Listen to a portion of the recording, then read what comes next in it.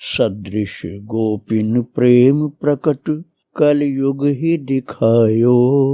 निरअंकुश अति निडर रसिक यश रस न गायो। दुष्टन दोष विचारे मृत्यु को उद्यम कियो। बारन बांको भयो गरल अमृत ज्यों पियो। भक्ति निशान बजाय के काहू ते नाही लजी। लोक लाज कुल श्रृंखला तज मीरा गिरधर भजी। श्री राधे राधे। भक्तों, मंगलमय चरित्र जीव का कल्याण करता है। श्रवण मंगलम, श्रवण करने से ही जीव का मंगल होता है। वो चरित्र होते हैं भक्त और भगवंत के। गोपियों ने भी भागवत जी में गोपी गीत में इस बात को स्वीकार किया है कि प्रभु का चरित्र सुनने से, केवल श्रवण कर लेने से ही जीव का कल्याण हो जाता है। और भक्तों, प्रभु का चरित्र जब होगा तो साथ में भक्त का चरित्र होगा ही होगा। तो भक्त भगवंत चरित्र जीव का कल्याण करता है। आप कल श्रवण कर रहे थे कि मीरा जी का चरित्र जो था, जनता में इस तरह से लोग कहने सुनने लगे कि मीरा जी की कीर्ति फैल गई चारों तरफ। और जिनको भी धर्मी कहा जाता है, इससे नवाब भी आए हीरा का हार लेकर भेंट करने और मीरा जी का दर्शन करने। लेकिन ये बात राणा विक्रमादित्य ने जब सुना तो बहुत क्रुद्ध हुआ। भक्तों, एक बात मैं आपको बताना चाहता हूँ, यद्यपि आप लोगों को पता होगा वो सब, लेकिन मैं उन सरल भक्तों के लिए ये बता रहा हूँ जिनके मन में थोड़ा सा संदेह होता है कि ये विक्रमादित्य कौन थे। किसी भक्त ने मुझसे पूछा, इसलिए बता रहा हूँ। जो मीरा जी को सताए थे वो विक्रमादित्य कौन थे? क्या वही थे जो राजा विक्रमादित्य प्रसिद्ध हुए? ऐसा किसी भक्त ने पूछा। तो मैं इसलिए बतला रहा हूँ कि वो विक्रमादित्य जिनके नाम से विक्रमी संवत चलता है, वो परम धर्मात्मा भारत के शासक थे। बहुत भक्त थे वो हुए 2078 साल पहले, जिनके नाम से विक्रमी संवत चलता है।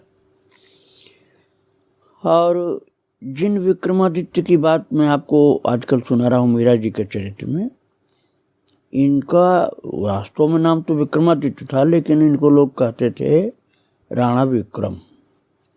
और ये चित्तौड़ के राजा थे और ये कुल 500 साल पहले थे, अब से 500 साल पहले।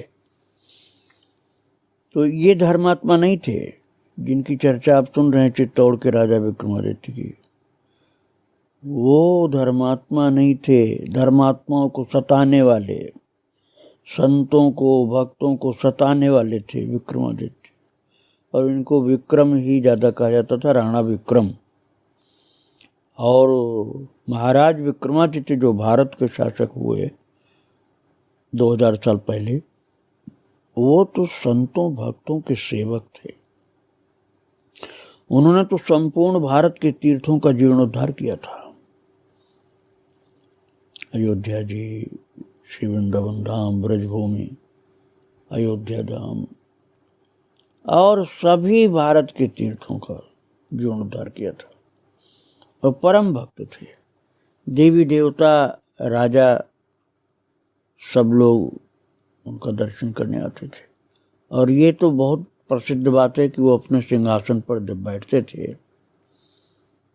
तो साक्षात धर्म ही उनके मुख से बोलते थे।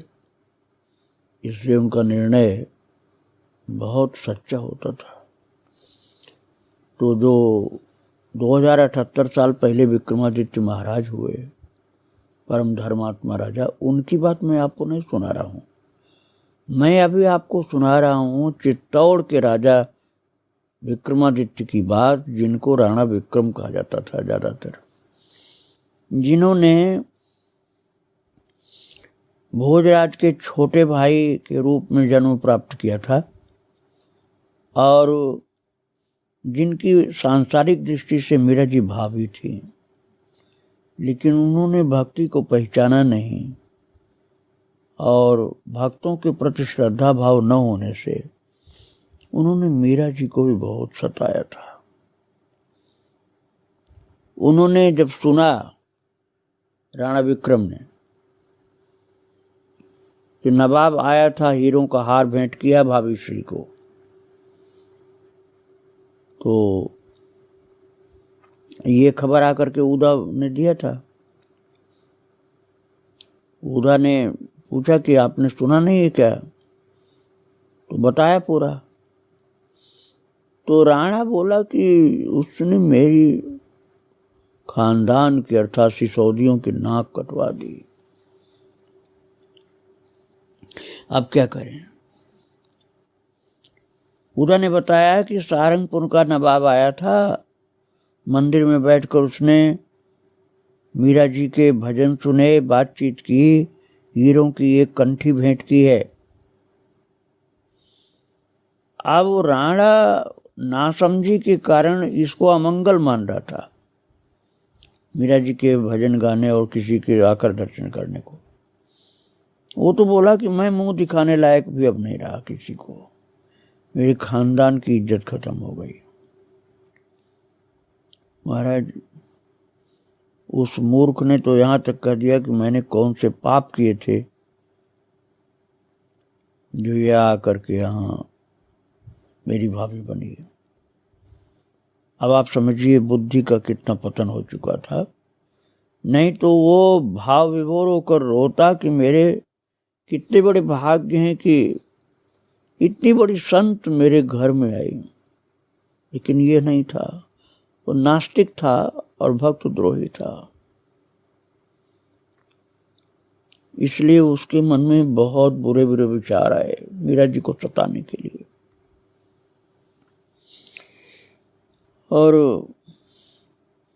कई लोगों ने तो धीरे से कह भी दिया कि आपका प्रबंध ढीला था महाराज, नहीं तो शत्रु आपके घर में आया और नवाब, और आपको खबर नहीं लगी, आपने कुछ किया भी नहीं।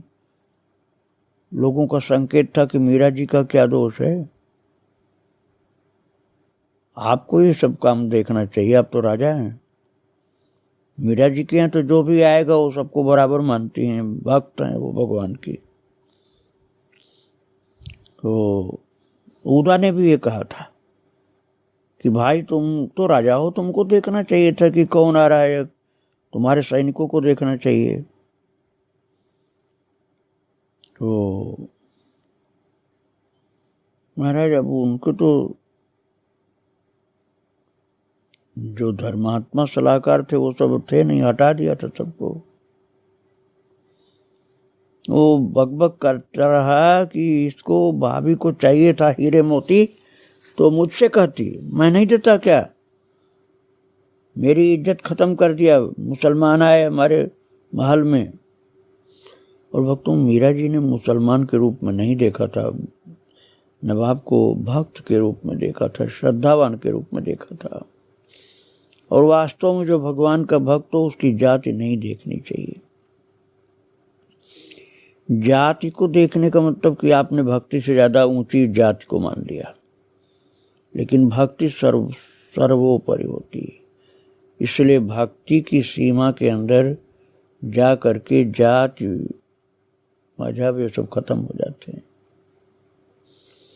राणा ने अपने कुछ दीवान जो उसके समझ में अच्छे थे उनसे सलाह ली कि मैं इसको कैसे दंडित करूं। मीरा को राजवैद्य को बुलाया और एक दयाराम पंडा था, उससे सलाह लिया। उसको सोने के कटोरे में जगन्नाथ जी का चरणामृत है ऐसा बोल करके महाराज जहर भेजा था, विष भेजा था सोने के कटोरे में। जो विष का प्याला कहा गया। राजवैद्य को कहा था विष ऐसा होना चाहिए कि 1-2 बूंद में ही मनुष्य का अंत हो जाए, और ऐसा भयंकर विष उस राजवैद्य ने तैयार किया था। और दयाराम पंडा के साथ सोने के कटोरे में जगन्नाथ जी का चरणामृत है, ऐसा बोल करके भेजा मीरा जी के पास। और दयाराम के पीछे पीछे, उस दयाराम पंडा था, उसके पीछे पीछे उदाबाई, जिसको उदय कुंवर बाई सा कहा जाता था, वो भी गई और मीरा के प्रभु के आगे भोग रखा। वास्तविकता ये थी कि मीरा जी उस समय भगवान को भोग अर्पण कर रही थी। तो जो पंडा था दयाराम, उसने ले जाकर कटोरा सम्मुख रख दिया भगवान के सम्मुख और कहा ये जगन्नाथ जी का चरणामृत है, आप अपने भोग के साथ निवेदन करो अपने भगवान को। लेकिन बोलते बोलते उसकी जबान लड़खड़ा गई, डर के कारण कि हम तो जहर दे रहे हैं इनको, और ये बहुत गलत हो रहा है। मन में उसके हो रहा था बहुत गलत हो रहा है, लेकिन राजा का चाटुकार था, इसलिए अपने स्वार्थ में अपने कर्तव्य को भूल गया था। और मीरा जी ने कटोरा हाथ में ले लिया और ये कहा कि प्रभु, जगन्नाथ भगवान का चरणामृत आया मेरे पास। चरणामृत भिजवाया राणा ने। राणा को तो बहुत सुमति उत्पन्न हुई प्रभु। तो उस पंडा से पूछा मीरा जी ने कि कौन आया जगन्नाथपुरी से। तो पंडा ने कहा मैं नहीं जानता सरकार, कोई पंडा या यात्री आए होंगे। और मीरा जी ने तंबूरा उठाया, तारों पर उंगली फेरते हुए मीरा माता ने आंखें बंद कर ली और पहले भगवान को निवेदन किया है अपनी प्रार्थना, तुमको शरणागत की लाज, भांति भांति के चीर चुराए, भांति भांति के चीर पुराए, पांचाली के काज, तुमको शरणागत की लाज। प्रतिज्ञा तोड़ी भीष्म के, प्रतिज्ञा तोड़ी भीष्म के आगे, चक्रधर यदुराज, मीरा के प्रभु गिरिधर नागर, दीन बंधु महाराज।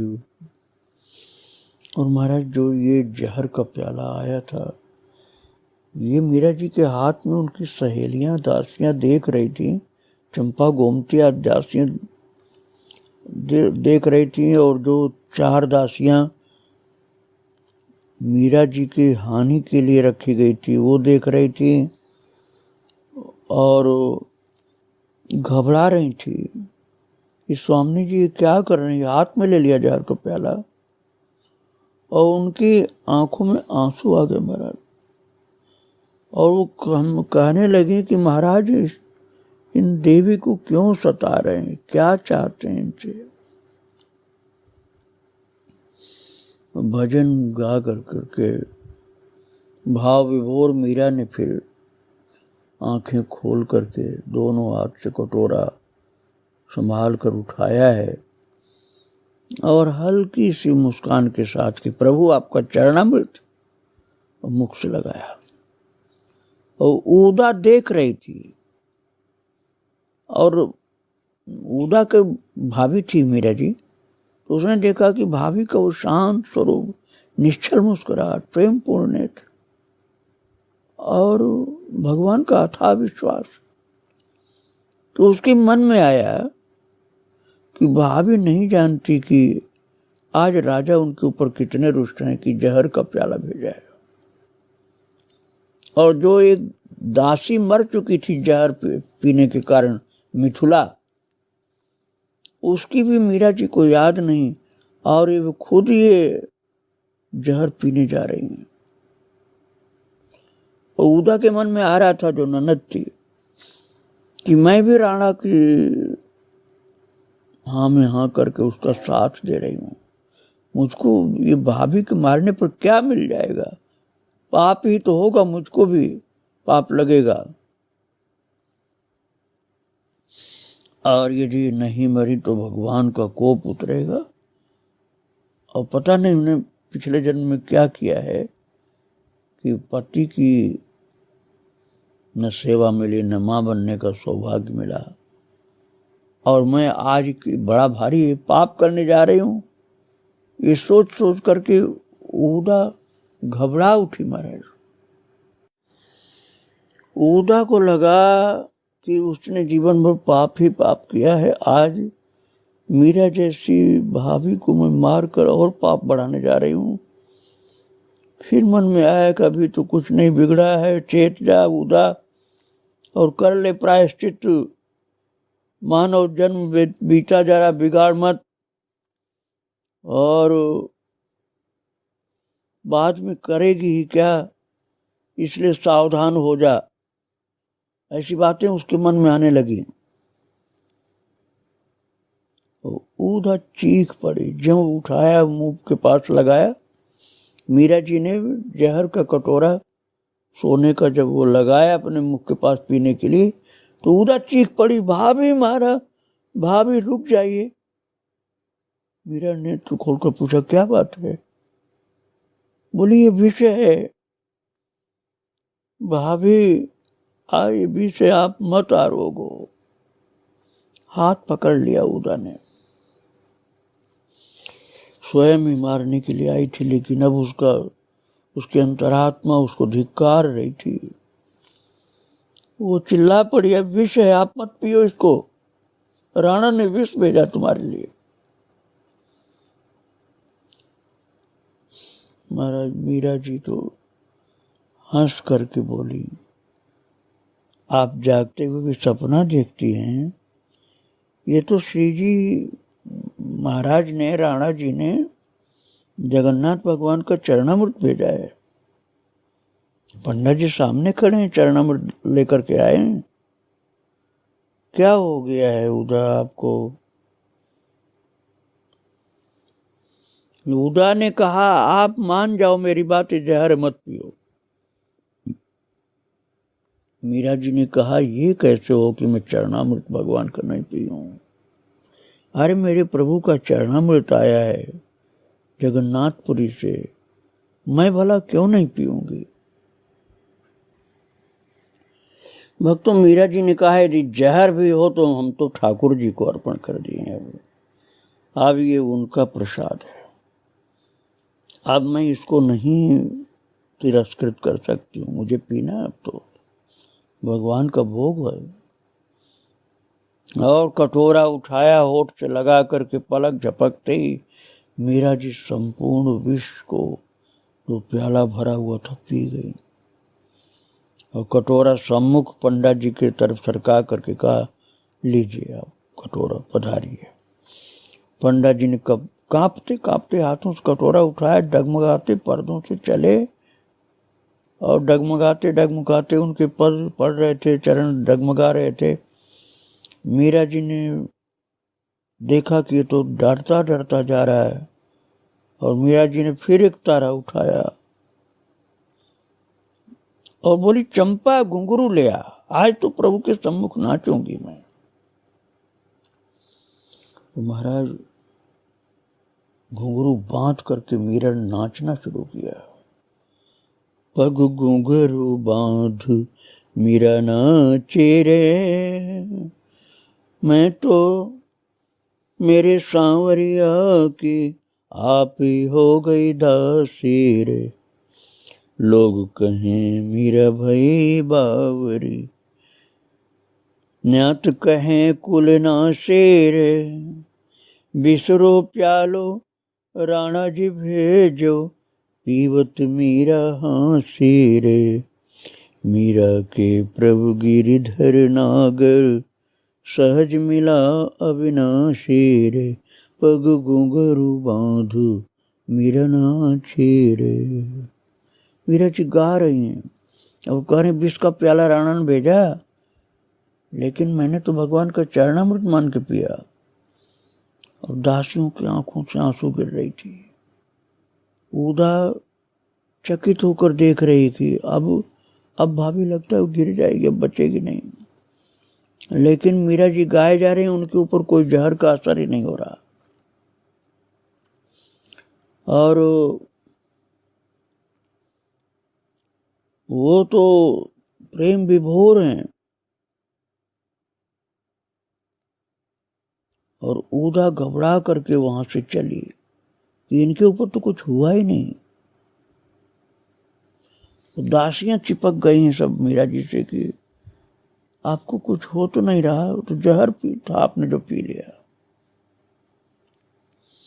मीरा जी हंस पड़ी, बोली जहर मैंने कब पिया, तो चरणामृत था, मैंने चरणामृत पिया, मैंने जहर नहीं पिया। भगवान पर विश्वास रखो, भगवान का चरणामृत था। अरे प्रहलाद जी को तो जहर पिलाया गया, सांप से डसवाया गया, हाथी से कुचलवाया गया, कुछ नहीं हुआ था। तो मैं तो उन्हीं ठाकुर जी की सेविका हूं, मुझे कैसे कुछ हो जाएगा। और महाराज दयाराम पंडा पहुंचा है, पीछे ऊदा पहुंची हैं राणा के पास।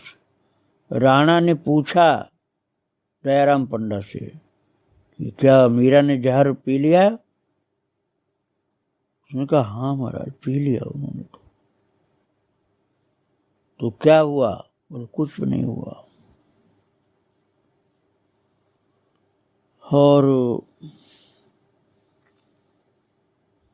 उस समय ऊदा भी पहुंची तो बोली कि जब जहर पिया भाभी ने तो उन्हें तो कुछ नहीं हुआ, मेरा सारा शरीर कांपने लगा डर के कारण। और मेड़तिया जो राठौड़ हैं, यदि वो होंगे कहीं, मुझे मैं देख नहीं पाई, तो वो तो मुझको छोड़ेंगे नहीं, अब काट डालेंगे मुझको, क्योंकि मैंने मीरा जी को मार दिया। किंतु भैया मीरा के ऊपर जहर कुछ भी काम नहीं किया। वो तो जहर का कटोरा पी गई और नाच रही, गा रही, और पग घुघरू बांधी मीरा नाच रही, ऐसे गा रही, और नूपुर बांधा है चरणों में, और खूब नाच रही, खूब नाच रही। उनके ऊपर जहर का कोई असर नहीं हुआ। लेकिन राणा बोले कि तुम अभी घड़ी भर में सुन लोगी कि वो मर चुकी है। अरे ऐसे थोड़े होता है कि जहर का कोई असर नहीं हो। निश्चित ही वो जहर से खत्म हो जाएगी, बचेगी नहीं। थोड़ा सा भी असर पूरा नहीं होगा, अब अभी आगे असर जहर का हो जाएगा।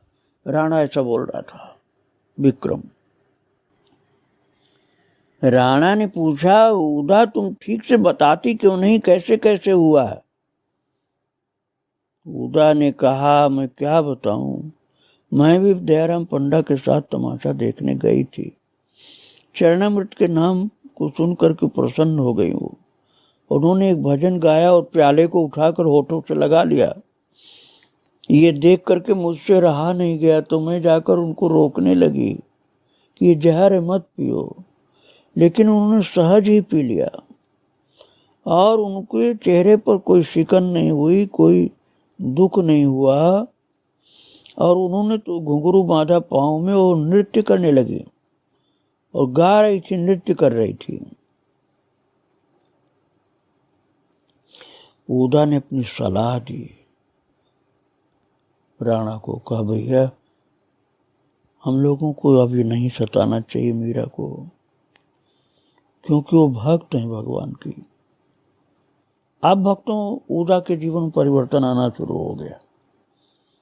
उसने कहा मैंने अपनी आंखों से देख लिया कि इतना विष पीने के बाद भी मीरा के ऊपर कोई फर्क नहीं पड़ा। वो तो भगवान की भक्ति में नृत्य कर रही है। तो डांटा है राणा ने अपनी बहन को कि तू भी उस जादूगरनी के जाल में आ गई। अरे वैद्य ने कुछ न कुछ गड़बड़ किया है। ये जो जहर होता तो मर क्यों नहीं जाती हो। वैद्य जी को बुलाओ। और महाराज वैद्य को बुलाया, डांटा कि तूने झूठ क्यों बोला हमसे, वो जहर नहीं था क्या जो भेजा था। तो महाराज उसने डांट कर राणा ने कहा कि तू तो कह रहा था हाथी को पिलाने, तो हाथी मर जाएगा, यहाँ तो ये एक मामूली सी स्त्री, ऐसा बोला। भक्त मामूली नहीं थी मीरा जी, लेकिन उसने ऐसा बोला कि नहीं मरी। तो वैद्य जी तो उपस्थित हुए, घबराए हुए थे। डांट कर राणा कह रहा था कि तुम तो कहते थे हाथी भी मर जाएगा, ये तो मीरा ही जिंदा है, वही नहीं मरी। तो उसमें 2 बूंद बचा हुआ था भक्तों। राणा इतना क्रुद्ध था, उसने देखा है 2 बूंद तो कहा कि बता वैद्य, क्या इससे कोई मर सकता है। तो वैद्य ने कहा कि 2 बूंद से भी एक मनुष्य मर सकता है, ये साधारण नहीं है। भक्तों उसके आगे क्या होता है आपको मैं कल सुनाऊंगा। भगवान रक्षा कर रहे थे मीरा जी की, इसलिए मीरा जी को कोई नहीं मार सकता था। आज यहीं प्रणाम करके विराम दे रहा हूं कथा को। श्री राधे राधे, जय श्री राधे।